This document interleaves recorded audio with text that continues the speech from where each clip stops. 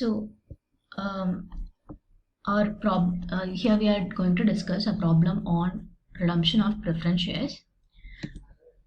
In this question, we have been given a balance sheet describing all the details. That is, this company is having subscribed capital of 40,000 equity share, everything fully paid up, and their amount is 4 lakh.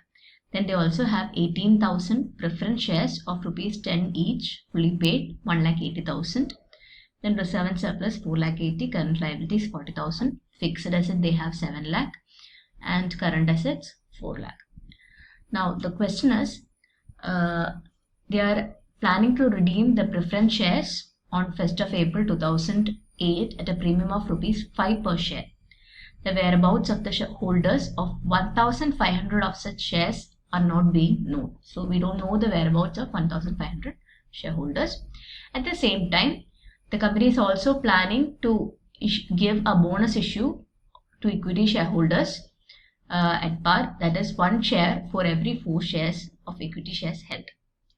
Now you are asked to show the balance journal entries to record these transactions and also the balance sheet as it would appear after redemption. Okay. So now we have already discussed the journal entries. Here the first journal entry will be to redeem the preference shareholders. So our first journal entry will be 8% preference share capital account debtor. We are also redeeming at a premium of 5 per share, right? So our next entry, premium on redemption of preference share capital, rupees 5 per share, that is 90,000. Now we had 18,000 preference shares of rupees 10 each. So 1,80,000. Then we had 1,18,000 into 5 per share, that is 90,000. So the total amount that is payable is 2,70,000, that is to preference share capital account. Then our next entry will be to write off the amount of premium on redemption against our P&L account. So our entry will be profit and loss account debtor to premium on redemption of preference share capital account, 90,000. Now we also need to see how much amount should be taken from our undivisible profits, okay, in order to redeem our shares. Now as far in this question, we have not been told that we will not be issuing any equity share or preference share for the purpose of redemption in this question, and therefore the entire amount has to be taken from our reserves. And so we have 1,80,000 rupees here which is to be redeemed, and this whole amount will be taken from our reserves, and therefore this 1,80,000 rupees is transferred from P&L account to our capital redemption reserve account. So it is 1,80,000 rupees. Then the next entry is to issue a bonus share. Now we are also asked at the same time a bonus issue of equity share is to be made at par, that is 1 share for every 4 shares held. This is also there. So from our capital redemption reserve we will be issuing bonus. So 1 share for every 4 shares held is being told. So we had 40,000 shares with us, so into 1 by 4. So we will have to issue 10,000 shares. 10,000 shares is required. 10,000 and its face value is 10 rupees. So we have been told that we are issuing those shares at par. So 10,000 into 10, that is 1 lakh. Capital redemption reserve account debtor to bonus to shareholders account, 1 lakh rupees. Okay, this is the entry for issuing bonus shares.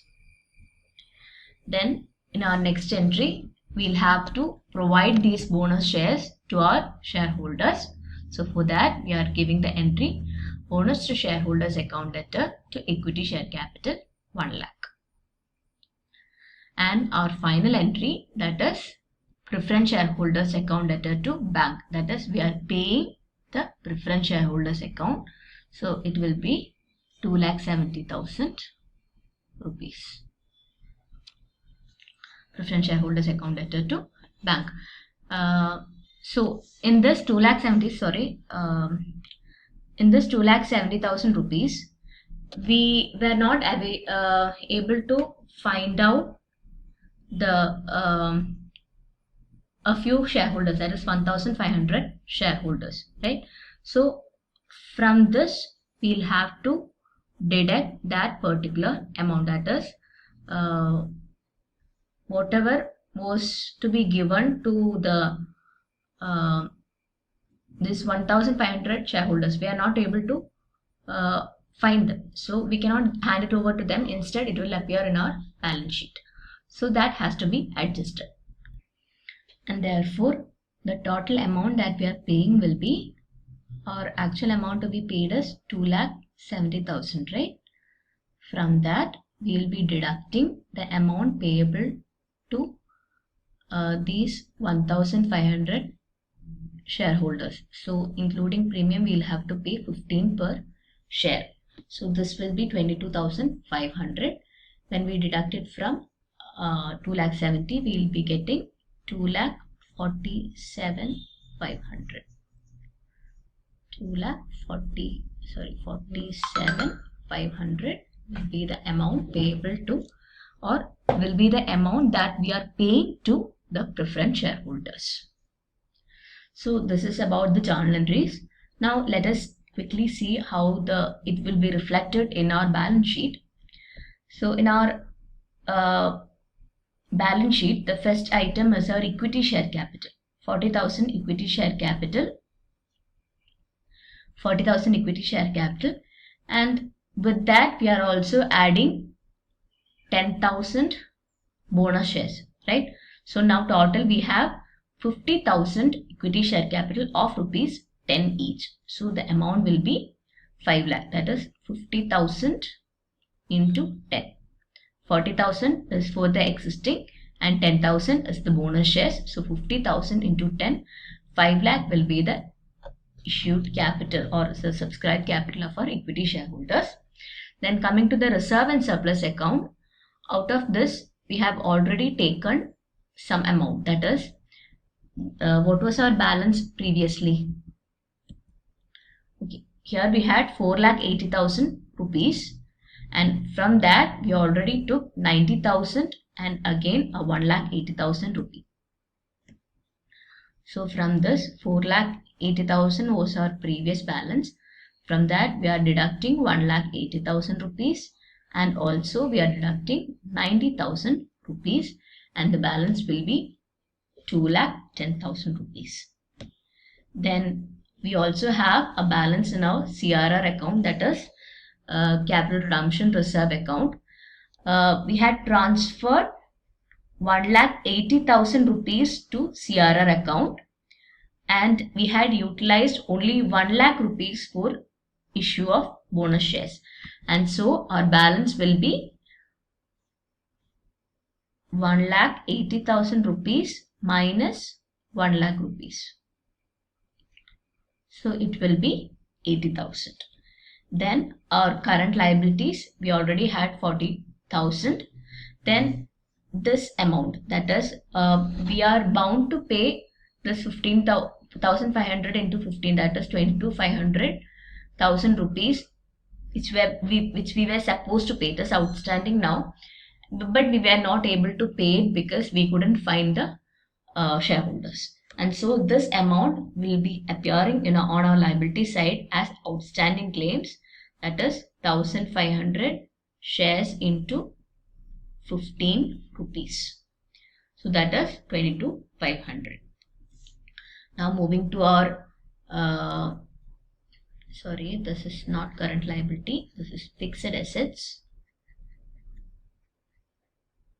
Okay. Now moving to our other side, that is the asset side. We already had fixed assets of 7 lakh rupees with us, so this is already there. Then Apart from that, we also had 4 lakh rupees as our current asset.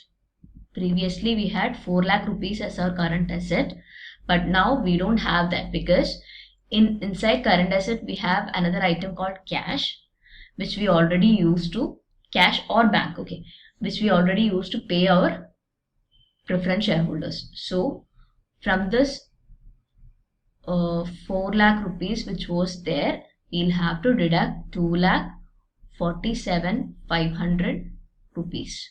So this has to be deducted, and then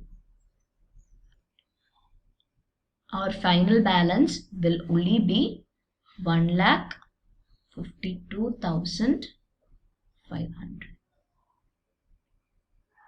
right? So there will be a change in our current asset side also. So previously we had a preference share capital over here, and I'm telling about the changes that happened in our balance sheet due to this issue of preference shares and our issue of bonus shares. Previously in our balance sheet we had 18% preference share, 8% preference shares over here. That's not there now because we already redeemed it, and the amount was taken from our cash account. So we deducted it from the current asset side. Then in the reserve and surplus part, we had to transfer equivalent amount to capital redemption reserve. So we had a capital redemption reserve here, which is a new item, and we also used a part of this for redemption of issue of bonus shares. 1 lakh rupees was used against issuing bonus shares, and therefore here the balance that we have is only 80,000, and in our issued capital we had 40,000 equity shares before. We also issued 10,000 bonus shares, and finally the balance here we have is 5 lakh or 40,000 equity shares of rupees 10 each, that is 5 lakh. And we also, since a few shareholders were not found out, we have to keep outstanding claims, that is 1,500 into 15, 22,500, since we were not able to find out our preference shareholders. Now whenever we find them out, we will be paying this amount, and the same amount will be deducted from our cash account, and so our balance will be changing. So our final balance will be, this is our previous balance. Now we'll have to cut it out, and our final balance will be 7,852,500. 8,52,500 will be our balance. Hope this problem is clear to you.